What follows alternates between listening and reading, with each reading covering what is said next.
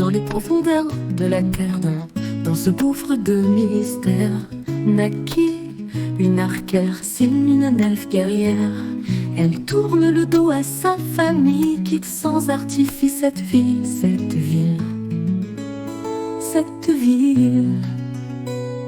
Dans le froid des cavernes, là où le mal s'épanouit, elle rêve d'une vie, d'une paix infinie. La lune lui murmure des promesses de lumière, son cœur bat au rythme des prières. Dans la lumière des pleines lunes, sous les étoiles elle tourne, elle s'envole, elle danse son quête de fortune, accompagnée par la lumière des lucioles. Dans cette danse elle fait ressurgir l'écho de la nuit, fraîcheur du désir qui représente la divine Elistrae. Notre chère trop archère, au cœur pur et sincère, elle s'entraîne, le vent dans ses cheveux. L'arc tendu, une flèche en vœu, elle vibre du désir de liberté, tourmentée par sa famille, son passé. Vénérant la Vierge noire, la déesse aux doux éclats argentés, elle cherche la lumière loin des ombres tourmentées. L'arc en main, elle traque ses cauchemars de son passé.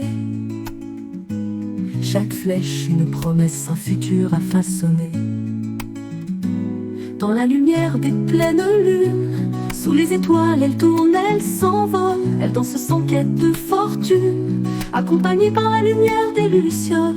Dans cette danse, elle fait ressurgir l'écho de la nuit, fraîcheur du désir qui représente la divine Elistrae. Elle a réussi à se faire accepter et plus ou moins respecter par cette guilde d'aventuriers, Azusaï remplie de nombreux alliés.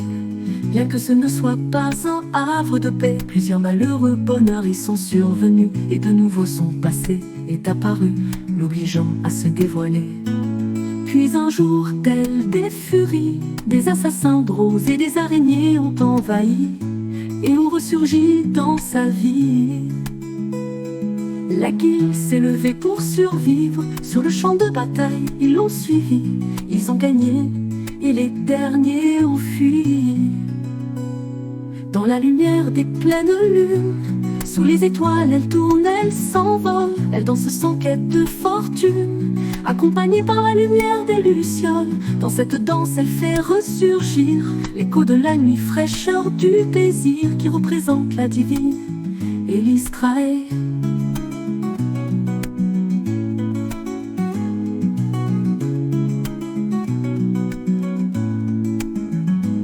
Dans ce tournant, un autre événement entrelacé dans cette bataille, des disparitions, un supplice frustrant.